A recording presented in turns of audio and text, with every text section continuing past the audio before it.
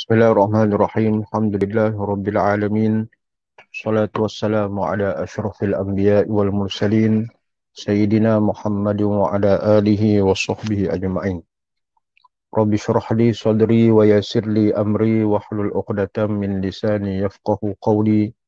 Subhanaka la ilma lana illa ma 'allamtana innaka antal alimul hakim. Wala haula wala quwwata illa billahil 'aliyyil 'azim. Amma ba'd. قال الله عز وجل في كتابه العزيز أعوذ بالله من الشيطان الرجيم إنا أنزلناه في ليلة القدر وما أدراك ما ليلة القدر ليلة القدر خير من ألف شهر. وقال النبي صلى الله عليه وسلم تحروا ليلة القدر في العشر الأواخر أو كما قال رسول الله صلى الله عليه وسلم صدق الله وصدق رسوله. Alhamdulillah, pertama kita rafakkan syukur kehadirat Allah Subhanahu wa taala dengan taufik dan hidayah daripada Allah. Pada petang hari ke-20 Ramadan bersamaan dengan 2 Mei 2021, kita dapat bersama-sama di dalam tazkir Ramadan yang dianjurkan oleh usia sandakan. Yang dianjurkan oleh usia sandakan. Dan insyaAllah kita akan secara online ini bermula jam 5 sehinggalah pukul 5.30. Muslimin dan muslimat yang dirahmati Allah Ta'ala sekalian, Alhamdulillah kita syukur pada Allah Ta'ala. Hari ini Allah Ta'ala anugerahkan kepada kita apabila kita bersama-sama di dalam bulan Ramadan sehinggalah ketika ini kita berada di 20 Ramadan dan kita berada di 10 akhir Ramadan. Sudah pasti 10 akhir Ramadan ini dinanti-nantikan oleh para mukminin, para mukminat, orang-orang yang beriman. Kalau sebelum Ramadan mereka menantikan kedatangan bulan Ramadan, Allah Ta'ala izinkan mereka masuk dalam bulan Ramadan, maka mereka ini menanti-nanti pula berakhirnya ataupun menantikan 10 malam terakhir pada bulan Ramadan. Kerana apa? Kerana di sana ada ganjaran yang tersangat istimewa yang Allah Subhanahu wa taala sediakan kepada umat, khususnya kepada umat Muhammad sallallahu alaihi wasallam, iaitu yang dipanggil sebagai Lailatul Qadar, malam Al-Qadar, malam ketentuan, iaitu satu malam yang Allah Ta'ala nyatakan secara jelas dan telah khususkan di dalam satu surah, dalam 114 surah di dalam Al-Quran. Allah Ta'ala ceritakan Lailatul Qadar itu pada satu surah yang khusus yang dipanggil sebagai Suratul Qadar. Inna anzalnahu fi Lailatul Qadr. Sesungguhnya kami, yaitu Allah Subhanahu wa taala, telah menurunkan Al-Quran itu pada malam Al-Qadar. Wa ma adraka ma Lailatul Qadr. Kamu tahukah apa itu malam Al-Qadar? Allah Ta'ala jelaskan Lailatul Qadri khairum min alfi syahr. Iaitu malam Al-Qadar itu khairum min alfi syahr. Malam yang lebih baik daripada 1000 bulan.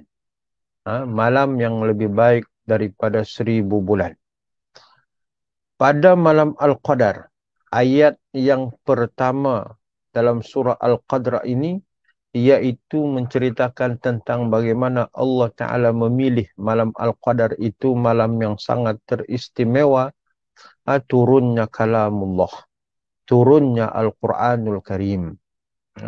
Kalau kita melihat bagaimana Al-Quran ini turun, pertama, Allah Ta'ala memilih dalam 12 bulan dalam setahun, Allah memilih satu bulan yang dinamakan bulan Ramadan, Syahrul Mubarak, kata Nabi SAW, yaitu bulan yang penuh dengan keberkatan. Jadi Allah pilih turunnya Al-Quran itu dalam 12 bulan, satu bulan yang penuh dengan keberkatan, yaitu Ramadan Al-Mubarak. Kemudian Allah pilih pula di dalam bulan Ramadan itu hari-hari, ada satu hari yang sangat istimewa, yaitu dipanggil sebagai Lailatul Qadr, malam Al-Qadar. Allah pilih malam Lailatul Al-Qadar itu turunnya Al-Quranul Karim. Malam yang penuh dengan keberkatan, malam yang penuh dengan kemuliaan, malam yang lebih baik daripada 1000 bulan. Turun ayat Allah Ta'ala, turun Al-Quran itu iaitu pada malam Al-Qadar. Kemudian kita lihat pula bagaimana Al-Quran itu diturunkan pada bulan Ramadan, dipilih pula satu malam dipanggil malam yang penuh dengan kemuliaan, Lailatul Qadar. Allah juga memilih pada seorang turunnya Al-Quran itu kepada seorang makhluk yang paling mulia, yaitu Nabi kita Muhammad sallallahu alaihi wasallam. Allah nak bagi isyarat kepada kita bahawa bagaimana Al-Quran itu penuh dengan kemuliaan. Bila apa-apa yang disandarkan dengan Al-Quran, dikaitkan dengan Al-Quran, sudah pasti akan mendapat kemuliaan. Seumpama mana Nabi SAW pernah menyebut, khairukum man ta'allamal Quran wa 'allamah. Sebaik-baik kamu yaitu yang mempelajari Al-Quran dan juga mengajar Al-Quran. Satu pekerjaan yang Nabi SAW iktiraf secara jelas, siapa yang belajar, siapa yang mengajar, belajar dan mengajar Al-Quran itu adalah orang yang dimuliakan oleh Allah Subhanahu wa Ta'ala. Jadi muslimin dan muslimat yang dirahmati Allah, di antara ibadah yang besar yang kita laksanakan di dalam bulan Ramadan ini antaranya yaitu tilawatul Quran, yaitu membaca Al-Quranul Karim. Di antara ibadah di dalam membuat ataupun di dalam kita memeriahkan bulan Ramadan, yaitu banyakkan membaca Al-Quranul Karim. Muslimin dan muslimat yang dirahmati Allah Ta'ala sekalian, sudah pasti bila nak membaca Quran, dia kena belajar Quran dahulu untuk dia lebih mengenali dan boleh membaca. Jadi bila dia menjalani proses belajar itu, dia belajar untuk bagaimana nak boleh membaca Quran, sesungguhnya dia mendapat kemuliaan di sisi Allah Subhanahu wa Ta'ala. Jadi yang mana tak boleh lagi membaca Quran, maka belajarlah membaca Al-Quran. Ulama-ulama Quran kita telah membuat banyak kaedah. Kalau dulu kaedah muqaddam, kemudian sekarang kaedah iqra', dan sekarang ni banyak pula kaedah-kaedah yang diperkenalkan oleh ulama-ulama Quran kita. Tujuannya adalah supaya tiada orang Islam yang buta Al-Quran. Mengeluarkan orang-orang Islam ini supaya mereka ini tidak buta Al-Quran. Boleh membaca Al-Quran. Kita mahu tak mahu sahaja untuk belajar ataupun tidak. Belajar Al-Quran itu pun mendapat kemuliaan di sisi Allah Subhanahu wa Ta'ala. Kenapa kita mencari alasan untuk tidak belajar Al-Quranul Karim? Kalau anak kita belajar, kita hantar, pastikan mereka ini boleh membaca Quran. Begitu juga pada diri kita. Diri kita yang tak boleh lagi baca Quran, maka kita kena belajar, cari guru. Jangan malu, walaupun kita ni sudah berusia, guru kita masih muda. Kan? Ala kulli hal kita kena belajar Al-Quran. Belajar itu akan mendapat kemuliaan di sisi Allah Subhanahu wa Ta'ala. Itulah dimaksudkan kalamullah ini penuh dengan kemuliaan. Kemudiannya, kalaulah dalam bulan Ramadan ini, indahnya mereka yang pandai membaca Al-Quran, mereka memperbanyakkan membaca Al-Quran dalam pada bulan Ramadan.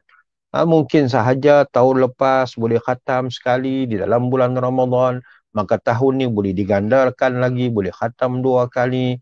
Kalau tahun lepas dia khatam 2 kali, tahun ni gandakan lagi, boleh jadi 3 dan 4 kali. Kalaulah kata tahun lepas tak pandai-pandai lagi baca Quran, maka tahun ini pastikanlah boleh membaca Al-Quran. Dia ada peningkatan. Bila ada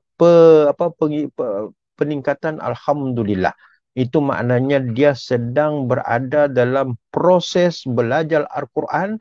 Bila belajar Al-Quran ini menunjukkan bahawa dia sedang mendapatkan kemuliaan di sisi Allah Subhanahu wa Ta'ala.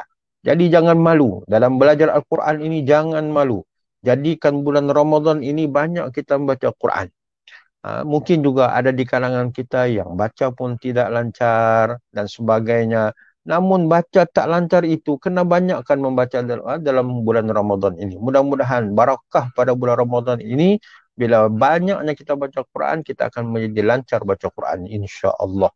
Orang yang sudah lancar pun baca Quran, kalau dia meninggalkan membaca Al-Quran sehari dua hari, pasti kalau dia baca semula, pasti akan sangkut. Kenapa? Quran ini tidak boleh ditinggalkan.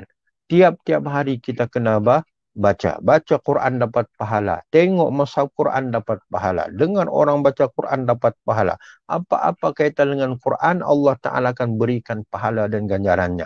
Jadi jangan lepaskan peluang. Mudah sangat kita untuk mendapatkan pahala dengan kalamullah. Dan akan mendapat kemuliaan bagi mereka yang bersungguh-sungguh di dalam mempelajari Al-Quran. Jangan biarkan kita ni buta Al-Quran.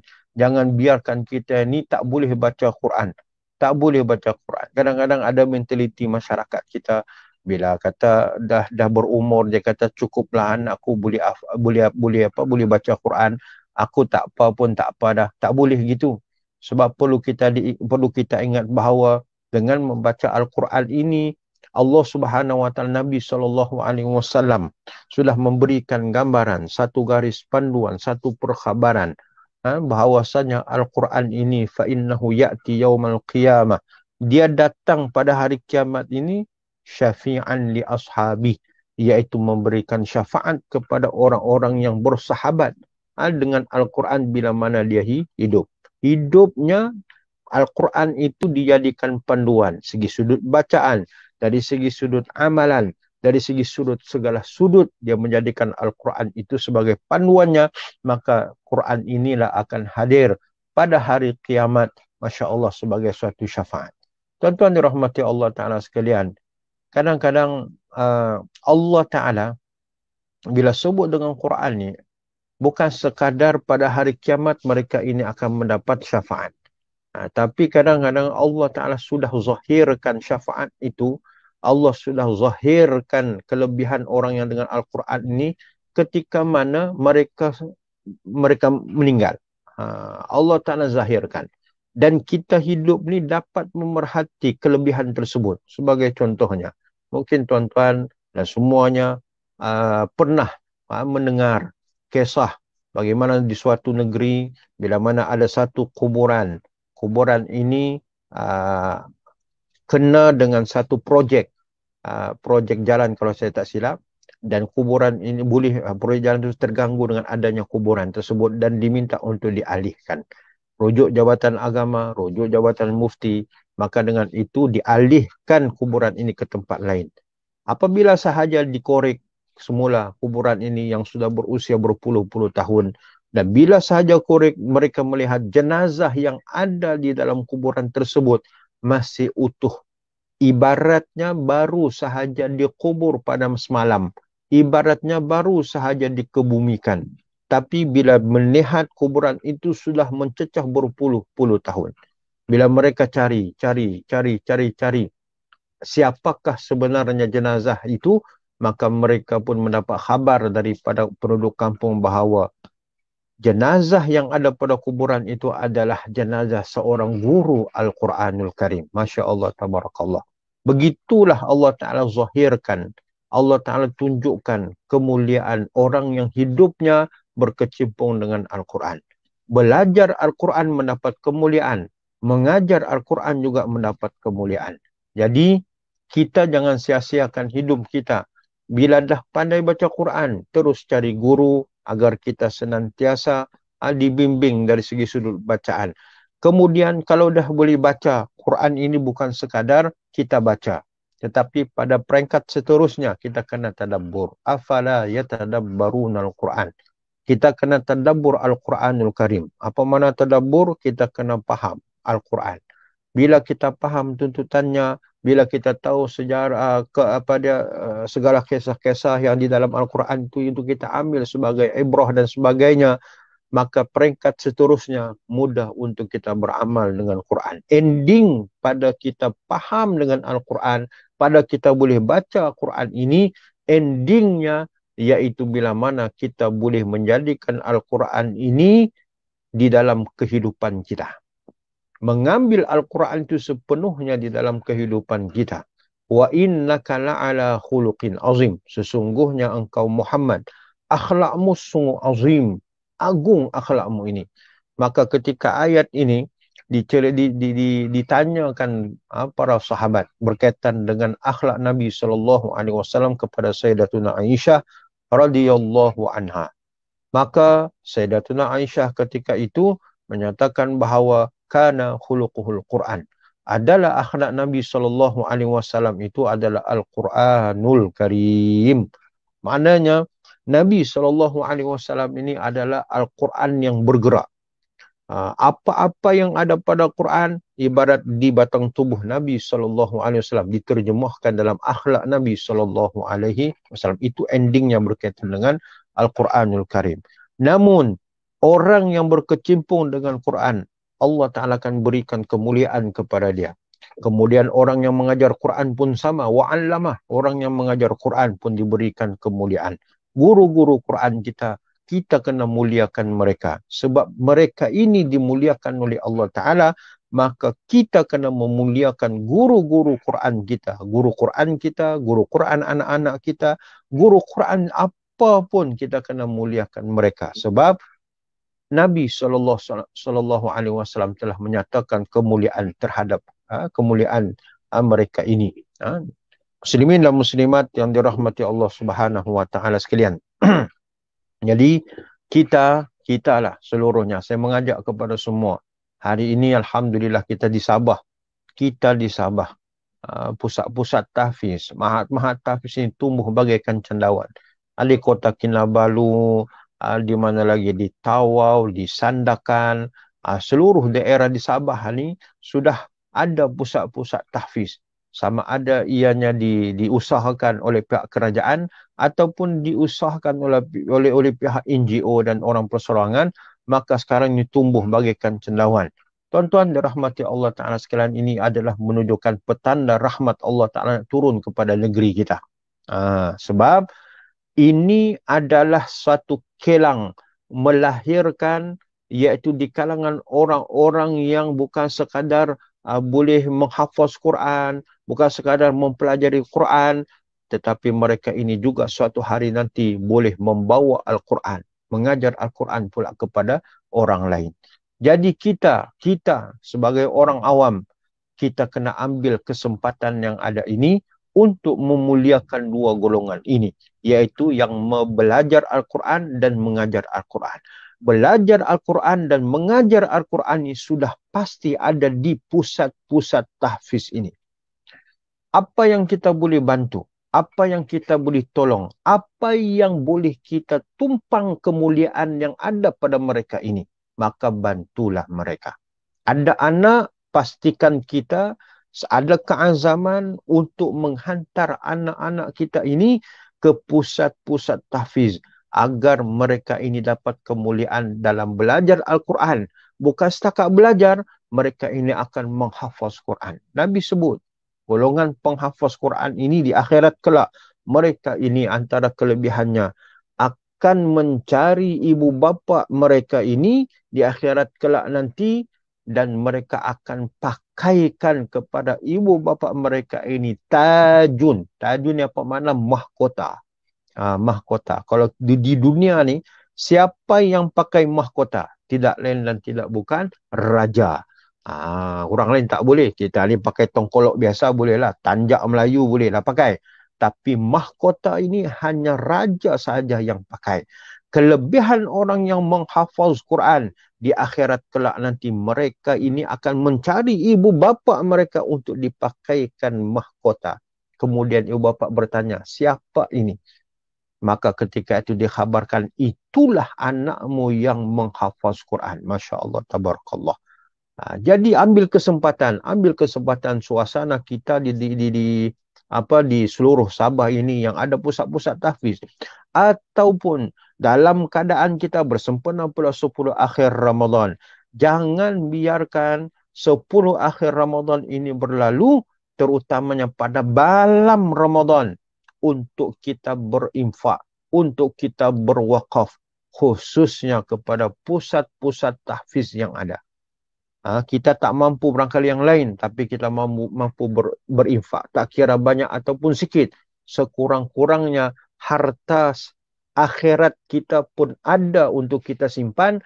Yang keduanya, kita boleh menumpang kemuliaan orang-orang yang belajar Al-Quran, orang-orang yang menghafaz Quran. Allahumma salli ala Sayyidina Muhammad. Jadi inilah kelebihan orang-orang yang kaitannya dengan Al-Quranul Karim. Muslimin dan muslimat yang dirahmati Allah Ta'ala sekalian. Indahnya Al-Quran itu diturunkan malam Al-Qadar. Malam Al-Qadar sudah kita mengetahui bahawa kelebihan malam Al-Qadar ini disebut khairum min alfisyahr. Lebih baik daripada 1000 bulan. Mana lebih baik daripada 1000 bulan ni, kalau kita convert jadi 83 tahun plus bulan. Lama. Namun dalam kita tengok dalam suasana, kadang-kadang makna 1000 ni, bila sebut 1000, orang Arab bila menyebut 1000 ni, menunjukkan benda tu banyak. Makna bukan hanya sekadar 1000 tahun, tetapi lebih khairum, lebih baik daripada 1000 tahun. Lebih baik daripada 1000 bulan. Khairum min alfisyahr. Lebih baik daripada 1000 bulan. Jadi muslimin dan muslimat yang dirahmati Allah Ta'ala sekalian. Di kesempatan kita berada di 10 akhir Ramadan, Nabi SAW juga memberikan ingatan kepada kita agar kita berada di dalam 10 akhir Ramadan ini bersungguh-sungguh untuk kita mencari Lailatul Qadr, iaitu malam Al-Qadar. Taharraw Lailatul Qadr, iltamisu, maka bersungguh-sungguh kamu mencari Al-Qadar itu di 10 malam yang terakhir. Walaupun ada pandangan-pandangan mengatakan bahawa terjadinya pada malam ke-21, malam-malam ganjil 21, 23, 25, 27. Ada yang kata pandangan mengatakan terjadinya pada 27 Ramadan. Banyak pandangan-pandangan ini, namun pada hakikatnya kita berusaha dan menghidupkan 10 malam terakhir dalam bulan Ramadan ini dengan ibadah-ibadah kita. Tidak susah, tuan-tuan. Jaga saja ibadah kita pada 10 malam terakhir ini. Masya Allah, tabarakallah. Tak susah. Sebagai satu contoh, bila sebut malam ni, bila bermulanya masuk maghrib, sampailah masuknya waktu subuh. Ini maknanya waktu malam. Dan waktu inilah terjadinya Al-Qadar, dipanggil malam Al-Qadar. Maka malam-malam ini yang terakhir ini kita kena serius di dalam kita beribadah khususnya. Contohnya mudah sahaja. Bila sahaja masuk waktu maghrib, kita akan berbuka puasa. Jaga amalan-amalan sunnah ketika malam hendak kita berbuka. Pertama, iaitu segerakan berbuka bila masuk waktu. Kemudian berbuka dengan apa? Berbuka dengan kurma. Di sana Nabi bagi lagi begitu secara detail. Nabi kata, maka rutab dahulu. Rutab ini adalah kurma basah. Kalau tak ada kurma basah, makan tamar. Tamar ini kurma kering. Kalau tak ada kurma kering, maka teguklah, minumlah seteguk air, iaitu apa dia? Air kosong. Ini segi sudut afdaliyahnya sahaja. Kalau ada kurma, makan kurma, itu pun dapat pahala sunnah. Jadi mana dua perkara sunnah. Masuknya waktu malam. Kalau Allah Ta'ala takdirkan malam itu adalah malam Al-Qadar, Masya Allah, tabarakallah, kita telah menghidupkan sunnah ini selama mana lebih baik daripada 83 tahun. Kemudian kita solat maghrib berjamaah. Yang mampu pergi ke masjid, pergi masjid. Solat berjamaah. Kita dalam tempoh PKP, PKPD, PKPB, mungkin terhalang nak pergi ke masjid. Solat berjamaah di masjid bersama dengan isteri dan anak-anak. Solat berjamaah waktu maghrib. Antara maghrib dengan isya ada masa, teruskan ibadah, zikir, baca Quran dan sebagainya. Nak sambung sungkai pun tak ada masalah. Kemudian masuk solat waktu isya. Waktu isya. Jangan lupa solat qabliyah dan ba'diyah. Jaga sungguh-sungguh. Jaga solat qabliyah dan ba'diyah. Kemudian solat isya berjamaah. Kemudian kita teruskan dengan solat sunat tarawih 8 rakaat dan tambah dengan witir, tak ada masalah tuan-tuan. Kalau kata nak itu berjemaah 8 apa di Masjid Surau sekarang ni 8 rakaat. Lepas tu nak sambung. Ambil kelebihan yang ada. Bila bertarawih dan berwitir ni, kalau boleh kita selesaikan bersama dengan imam. Kerana apa tuan-tuan? Itulah kelebihan. Ada satu hadis Nabi SAW menyebut, Man qama ma'al imami hatta yansarif kutibalahu qiyamul lailah.